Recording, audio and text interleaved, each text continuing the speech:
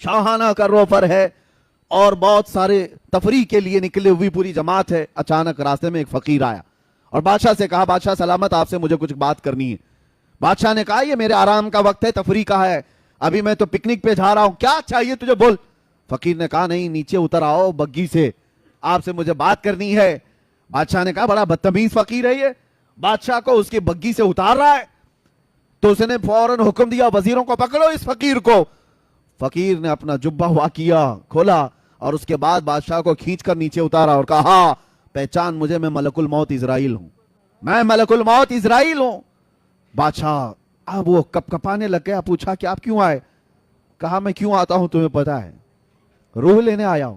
کہا اسی وقت, کہا اسی وقت. کہا اتنا وقت دے دیں کہ میں واپس چلا جاؤں یہ سفر کو ختم کر کے اور اپنی سلطنت کے سارے کام بیٹے کو سپرد کر دوں گا. کہا اتنا ٹائم نہیں ہے تیرے پاس, میں بہت جلدی, ابھی وقت کافی کم بچا ہے. تو اس نے کہا اتنی مہلت دے دیجئے کہ بیوی سے بات کر لوں. کہا وہ بھی نہیں ہے. اس کو تھوڑی سی بھی مہلت نہیں دی گئی, اسی وقت اس کو گرا دیا گیا اور اس کی روح قبض کر لی گئی. جو شاہانہ کروفر کے ساتھ جا رہا تھا اس کو راستے میں اچانک ملک الموت نے روح نکال لی. تصویر کا ایک دوسرا رخ بھی ہے سیم. ایک عالم ربانی ہے پرہیزگار, وہ اپنے گھر سے جھولا لے کر سامان لینے کے لیے باہر جلدی جلدی جا رہے ہیں. عصر کا وقت ہو چکا ہے اور سامان خریدنے کے لیے جا رہے ہیں. راستے میں یہی فقیر آیا, کہا کہ حضور رک جائیے, تھوڑا کچھ بات کرنی ہے آپ سے مجھے. وہ عالم دین رک گئے اور کہا کیا بات ہے, جلدی جلدی بات کیجئے, مجھے گھر سے سودا لینے کے لیے, سامان لینے کے لیے جانا ہے اور گھر میں واپس پہنچا کر مسجد میں اذان ہو چکی ہے, جماعت سے نماز پڑھنی ہے, جلدی آپ بتائیے کیا بات ہے. فقیر نے کہا آپ نے نہیں پہچانا, میں ملک الموت اسرائیل ہوں. اس عالم ربانی نے جھولا پھینک دیا, جو سامان لانے کے لیے جا رہے تھے جھولا پھینک دیا اور کہا کہاں تھے آپ, آپ کے انتظار میں کتنی راتیں کٹ گئی, کیا آپ آئیں گے روح نکالیں گے, میں رب سے ملاقات کروں گا. یہ دنیا میں جس کی روح اٹکی ہوئی ہے مال سے وہ مہلت مانگتا رہتا ہے, اور جو رضا الہی کے لیے جیتا ہے وہ ملک الموت کا استقبال کرتا ہے. آپ کہاں تھے؟ تو اب یہاں منظر بدلا ہوا ہے. ملک الموت نے کہا اتنی جلدی بھی کیا ہے آپ کو, آپ جائیے سامان خرید لائیے اور اپنے بچوں کو سامان دے دیجئے, گھر والوں کو کچھ وصیت کرنی ہے وہ بھی کر لیجئے. اس عالم ربانی نے کہا آپ کو جس کام کے لیے اللہ نے بھیجا وہ کیجئے آپ. میرے بچوں کا مالک اللہ ہے, وہ مسبب الاسباب ہے, جس نے مجھے کھلایا وہ میرے بچوں کو بھی کھلائے گا, میرا یقین ہے, آپ اپنا کام کیجئے.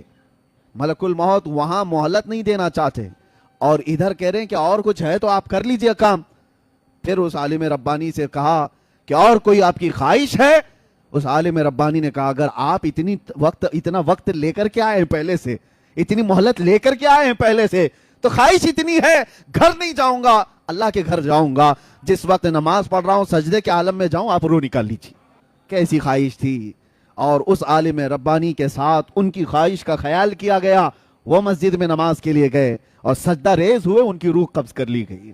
یہ سب کے ساتھ نہیں ہے کہ ہر کوئی چاہے تو اس کے ساتھ ہو جائے, ان لوگوں کے ساتھ ہے جو اللہ کی رضا کے لیے جیتے تھے, دنیا میں اس کی رضا کے لیے جیتے تھے, تو موت بھی اللہ تعالیٰ ان کی پسند کے حساب سے لیتا ہے. یہی تو بات ہے میرے عزیزو. موسیٰ علیہ السلام کی موت کے سلسلے میں جو حدیث ملتی ہے وہ یوں ہی نہیں ہے. یہاں پر ایک عقیدہ بھی بتا کر کے جاؤں, تمہارا اور ہمارا جو دنیا سے جانے کا منظر ہے وہ الگ ہے, نبیوں کا مقام الگ ہے. نبیوں کی روح قبض کرنے سے پہلے ملک الموت اجازت لیتے تھے.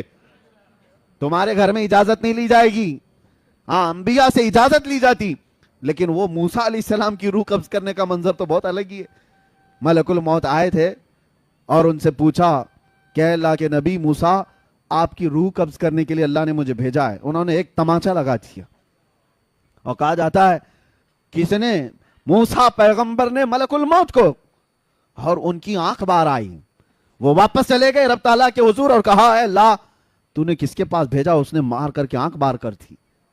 وہ پیغمبرانہ جلال تھا, کسی دوسرے کو کیا ملک الموت چھوڑ دیتے, اور کیا کسی کی ہمت تھی. یہاں یہ عقیدہ مجھے بتانا ہے, وہ خبیثوں کو سمجھنا چاہیے جو نبی کو اپنے برابر سمجھتے ہیں.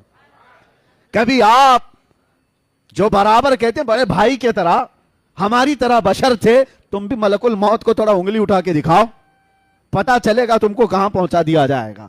وہ نبی کی شان ہے, اللہ اپنے محبوبوں کو یہ طاقت دیا ہوا ہے. اللہ تعالیٰ نے نہیں فرمایا کہ نظام میں خلل ہو گیا. نہیں، رب تعالیٰ نے فرمایا اے اسرائیل جاؤ دوبارہ اور ایک گھنے بالوں والا بکرا لے کر جاؤ اور ان سے کہو کہ اس بکرے کے جسم پر ہاتھ رکھیں، ان کے ہاتھ کے نیچے جتنے بال آئیں گے اتنی عمر ان کی بڑھا دی جائے گی، اتنی زندگی ان کو دی جائے گی. دوبارہ اسرائیل آئے اور موسیٰ علیہ السلام کے پاس بکرا پیش کیا، کہا آپ اس پہ ہاتھ رکھیے، آپ کے ہاتھ کے نیچے جتنے بال آئیں گے اتنی عمر آپ کی بڑھا دی جائے گی. دوسرا کوئی ہو تو کہتا ہے نا کہ 1 سال بڑھ گیا تو چلے ٹھیک ہے، 10 سال بڑھ جائیں گے ٹھیک ہے. موسیٰ علیہ السلام نے کہا جاؤ میں رب سے بات کرتا ہوں. اللہ کریم سے آپ نے کلام کیا اور کہا اے اللہ جب اتنے سال بھی گزر جائیں تب کیا ہوگا؟ رب نے فرمایا موت آئے گی، اس لیے کہ میرا وعدہ ہے کل نفس ذائقۃ الموت، ہر جان والی چیز کو موت کا مزہ چکھنا ہے. موسیٰ علیہ السلام کو اللہ نے کیا فرمایا؟ موت تو آئے گی، جتنے سال بھی ہوں گزر جائیں موت آئے گی. تب موسیٰ علیہ السلام نے کہا جب موت آنا ہی ہے تو اب کیا تب کیا؟ پھر اسرائیل سے کہا کہ مجھے بیت المقدس کے قریب کر دو. زمین کو لپیٹ دیا گیا، آپ کو دم زدن میں بیت المقدس کے قریب کر دیا گیا. وہاں پر ایک قبر کھودی جا رہی تھی، اس میں حضرت موسیٰ علیہ السلام لیٹے اور کہا اسرائیل سے کہ اب میری روح قبض کر لو. یہ شان ہے نبیوں کی کہ ہر ایک کی موت اس طرح سے نہیں آتی ہے. کچھ موتیں وہ ہیں، اسی لیے موت میں بھی درجات ہیں، موت میں درجات ہیں.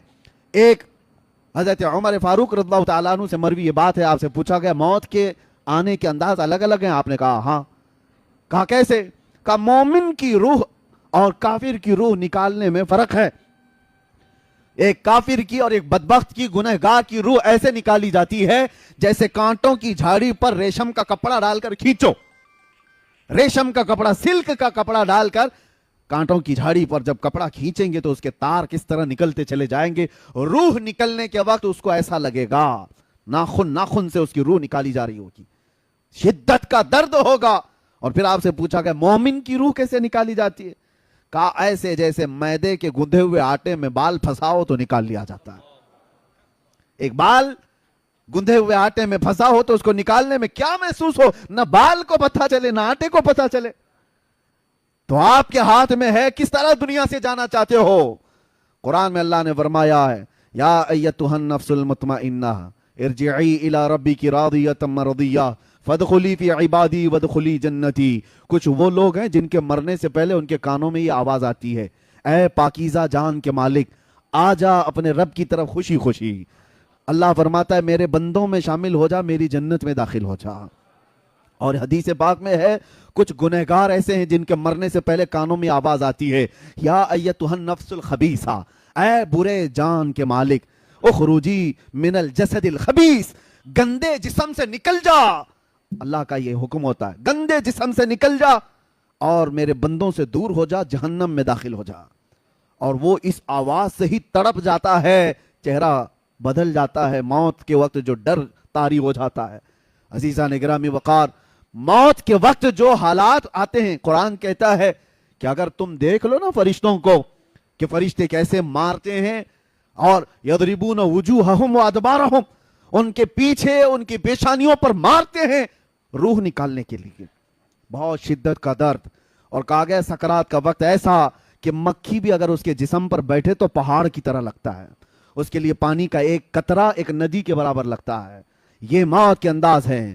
میں گفتگو سمیٹتے ہوئے اب آپ کو بتاؤں، میرے